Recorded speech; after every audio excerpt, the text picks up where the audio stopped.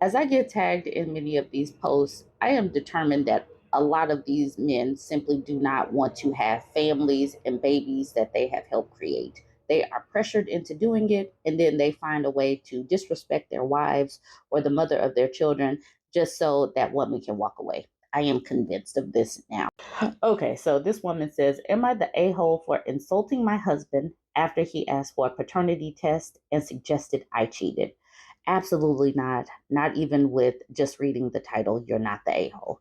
So she is 25 and he is 29. She says, I just had my first child with my husband of 4 years. He is white and I am mixed race, but very white passing. I was raised by my adoptive parents, however. I have reconnected with my biological paternal family. My biological mother was white and I look a lot like her. My biological father, whom I call my AITAH, is Inuit, and we look very little alike, but we are getting closer emotionally. My son looks so much like my Atata, and I cried when I saw him for the first time. He has darker skin than my husband and I, but he has my husband's eyes and nose. After he was born, my husband was cold and distant. He wouldn't hold our son. He wouldn't show me affection. Even when my Atata came over and I took a bunch of pictures of grandfather and grandson, my husband refused to connect with our son. He demanded a paternity test a few weeks ago. I was upset, but I complied.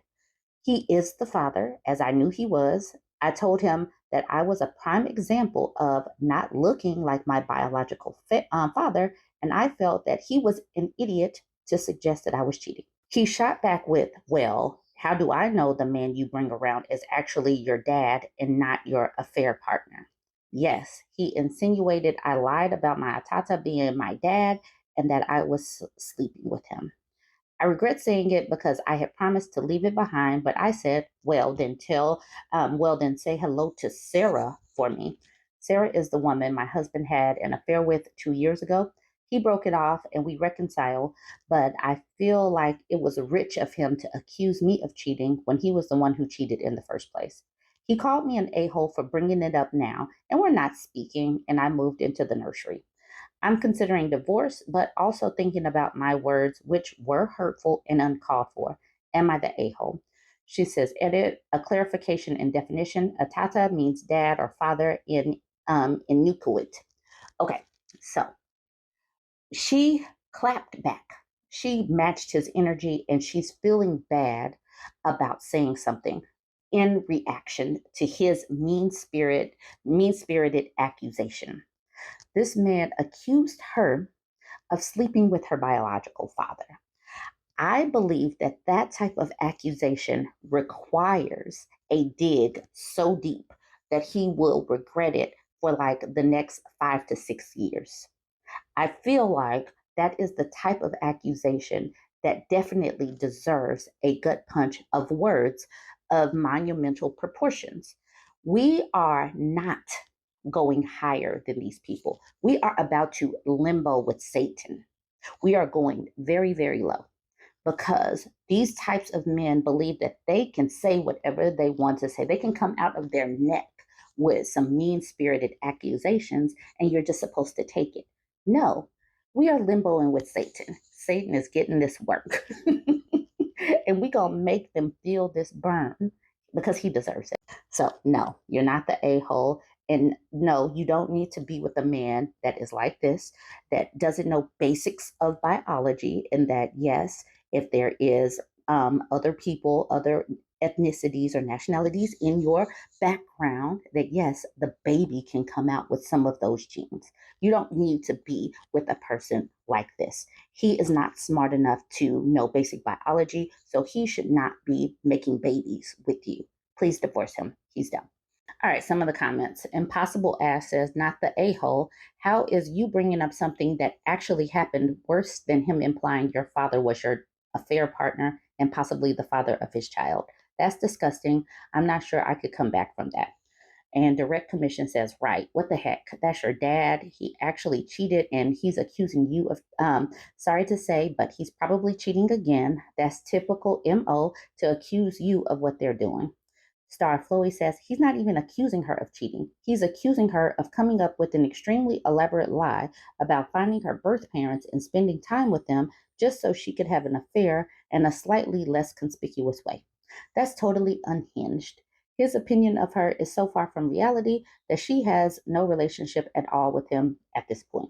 This guy is such a cheater that he's going to be incapable of not projecting the same onto every woman he's ever with, no matter who they actually are. He's doomed to live a sad, suspicious, and lonely life. He deserves a sad and lonely life. He deserves to end up in the old man Mojo Dojo Casa house because how dare you? How dare you say this to the woman that built a baby for nearly a year, had the baby, and now has to heal from it? He deserves nothing. He deserves to go to the old man Mojo Dojo Casa house with other men who have not built and sustained relationships with their families because he's not going to be able to create a sustainable relationship with this son. And obviously, this relationship is doomed. Puzzle Headed Gas says also he is probably either cheating again or still cheating because he is projecting hard. Catmo says, I thought the same thing too. As soon as I read her husband had an affair, I said, oh, here we go again. Cheaters going to cheat and also always seem to accuse their loyal significant other at some point. PSA, men who think asking your wife for a paternity test, listen up. If you have no suspicions other than your child's features, read up on basic biology and genetics first. And just know it's not going to end well for you, and you likely deserve it. Great comment. And I'm going to end it with that. If they do not know basic biology, you should not stay married to them nor have babies with them. A lot of people should be left behind. They should have been left behind with GWB, but now let's just leave them behind to never have any more babies. No more babies for people that don't know basic biology. Okay, cool, cool. Jump in the comments. Let me know what you think about this one. Don't forget to like, comment, share. This post in the Christianity subreddit is sad. She says, I wish I could get a divorce. She says, I often wonder how many Christian people feel stuck in unhappy marriages. My husband isn't abusive and hasn't cheated, but he doesn't care about what I want. He's selfish. He drinks a little too much. He smokes weed a little too much. And it's been this way for 5 years. And I'm so tired. I'm so discouraged. I want out so bad. How long do I have to wait for God to make this better? I do my best. I cook dinners. I serve in the church. I sit at home while he goes golfing every weekend. I don't nag him about all the things I wish he would do. I just suffer in silence. If I ever mention anything, he takes zero responsibility and says snarky things, and somehow it turns into all the things I do wrong. It turns so fast, I don't know how it happens. My heart is hardening, and I just want to leave, and I will never get married again. Y'all know I am not religious. I am agnostic, and I do not believe in these Abrahamic religions. But if I were religious and in one of these marriages, I would have to think, does God really want me suffering? She says, I just suffer in silence. Why would her God want her to suffer in silence? And this is another thing. All abuse is not just physical. Some of it is mental, emotional, financial. There is no way that your supposed God wants you to be with someone who doesn't love you enough. This She says he's selfish, he drinks a little too much, he smokes weed a little too much, and it's been this way for 5 years. And he just goes off and goes golfing. What kind of, like, why would anybody expect you to stay in this relationship, especially your God? Like, why do people feel like they have to stay in something that makes them miserable? I don't get that. People need to stop using their religion as a reason to take abuse for so long. This is ridiculous. And the church needs to do a better job with teaching women that they don't have to be suffering. But they're not going to do that because they know that if they start preaching things like, you don't have to suffer in silence, that would like go against some of their doctrine that keeps them coming back to the church to pray harder or give more tithes or something like that. As you can see at the bottom right here, I was tagged in this post on Reddit. If you do want me to see a post, you can tag me. And I also have a BurbNBougie subreddit with the same name, and you can post it over there. I will admit I am getting a lot of tags, so I only see a little bit, but you can try. All right, now for some of the comments. Megalith says abuse is not necessarily physical, it can be emotional also, like what you are going through currently. And then the OP says, for months, I was convinced he was emotionally abusive, but a counselor encouraged me to get out of that mindset. Christian counselors will just try to make you feel like you're just supposed to accept this. That's the reason why I do not believe in going to ministries within the church, because they're just going to tell you that you're supposed to be long suffering, like Jesus or something. I don't know. And then somebody else says that is a bad counselor. And Anonymous says he is. I'm Not Human says, I actually don't also think it's emotionally abusive. I think your values are clashing really hard because he doesn't appear to be a Christian to me, and it seems that you are. And Megalith says, are they with the church, related to the church? And the OP says, they weren't in the church. This person says, report the counselor. That's not counsel. And someone else says, go to a secular counselor. Christian Choir says, why does your church not hold him accountable to all of this? And then the OP says, he doesn't really get involved. We only go to the service. We aren't involved in a community group. I asked to join one and he said no. He does go to a men's Bible study, but he doesn't tell them any of this. Then Christian Choir says, I don't know all the nuances of your marriage and the things that go on, so I would not know the best course of action.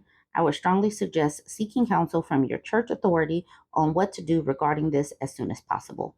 Ultimately, if he neglects to take care of you the way he vowed to on the altar, then he will have to account to God for that. Whatever trouble his actions may put you through, remember that you will be vindicated. Okay, they typed all of that and said, you will be vindicated. But her action steps for right now should say, you do not deserve this. You deserve better. You do not have to suffer. Leave. The OP responds with, thank you. I've never thought about taking it to the church. I often feel at a loss because I have no one to talk to about this, which is why I end up here on Reddit. I will seek counsel from the church. Thank you. You know, I really hope that people understand that you don't have to suffer in life anymore. You are not Jesus. You are not giving your life for the better of all of humanity. You don't have to suffer. And, even your God, if that is what you subscribe to, would not want you suffering in silence for somebody who treats you like this person is being described as. You don't have to accept that. Jump in the comments. Let me know what you think. Don't forget to like, comment, and share. Oh, hold up. Let me come back. I didn't see the bottom. Our church is the HOA for marriages. I had no idea. Genuine question, Reddit friends. they just housing everybody that's bad. All right, now I'm about to leave. Y'all have just jump in the comments. Let me know what you think. Like, comment, share. We have talked about blocking people quicker. We have talked about boundaries. We have got to also learn that sometimes we have got to block the people that are being used as a conduit to get to you. Let's get into this Am I the A-hole thread because it does have a great life lesson. She says, am I the a-hole for posting the phone number of every flying monkey that tries to get me to talk to my mom? Let's talk about it. Obviously, no, you're not an a-hole. But the thing is, people have got to let other folks live in their consequences. If somebody has gone no contact, there must be a reason. Leave those people alone. Don't try to make folks talk to people that they do not want to be in contact with. She says, my mom left my I don't even know if this is a man or a woman. Let me stop that. Let's just get into it. This person says, my mom left my father when I was 11. She was cheating. My dad is a great dad, but maybe not a great husband. I don't know. He never remarried and he sticks to short-term girlfriends now. They come, he comes, they go. My mom basically abandoned me though. She didn't want custody and never came for visitation. She never called, she never wrote. My father did not alienate her from me, though. He encouraged me to see her side of the family. I took vacations with my maternal grandparents and my uncles and aunts from that side of the family as well as my dad's side. If she wanted to reach me, she could have, but she never did. I'm 27 now and getting married. My mother found out and tried to get involved. I said that she was welcome to attend as a guest and bring a plus one. I added her to the invitation list. Not good enough. She wanted to be on the invitation and to be involved in the wedding. Hard no. I do not have a relationship with her. My fiance has never met her. My future in laws have never met her. She is not part of my life.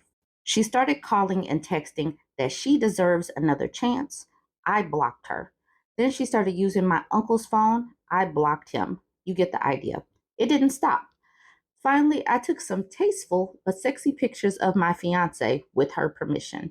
I unblocked every number. Everyone whose number she used got photoshopped into the pictures, and the pictures were posted to some unsavory subs on Reddit.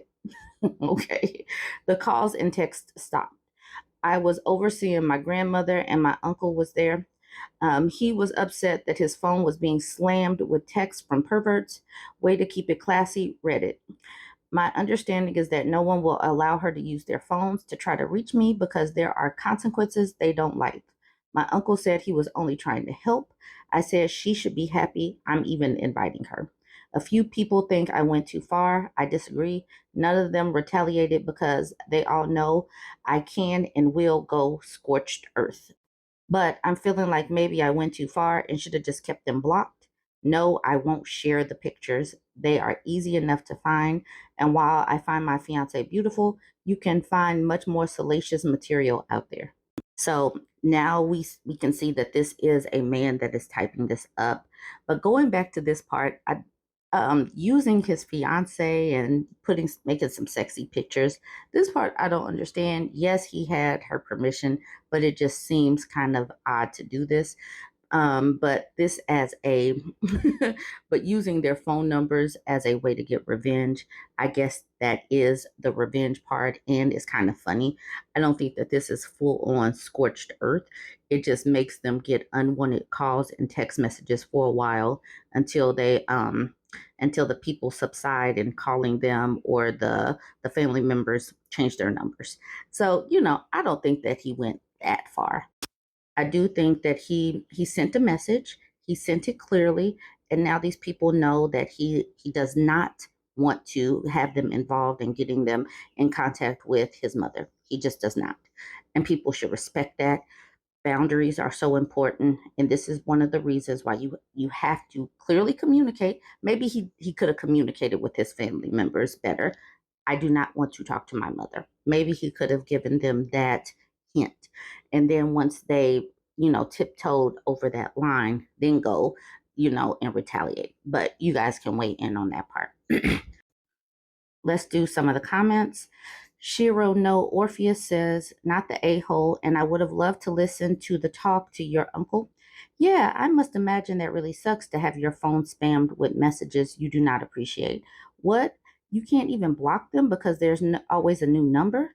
You feel like you have to change your number? Oh no, that must suck. And the OP says, that's pretty much how it went. Swakatoon Kinney says, I think you should disinvite her as she's liable to make a scene at your wedding. This person says, or send her an invite with the wrong time and location. This person says, I'm planning on something similar for both my parents, sending an invitation about a month after the date with the pic of me and my fiance / husband at the courthouse. That's the most they will get from me. This person says, not the a-hole. Uncle and his family was helping their mom get what she wants without doing the hard work. She feels she's entitled to get involved with your wedding because she gave birth to you, OP, but she never earned her place to be rewarded with it. Please tell me why everyone feels she's now allowed to show her face and expect a place as a family member when she stayed hidden for so long. OP, don't bother. Save your time and energy. Exactly. That's the crux of it. When I say pour into the people that pour into you, that goes with that goes for parents as well. If they, if they were participants in some sexy time that resulted in a baby, but they didn't help this baby grow and nurture and support that baby, they do not get to just be elevated and edified as a parent if they weren't actually a parent. All right, y'all, let me know what you think about this one. Jump in the comments, like, comment, and share.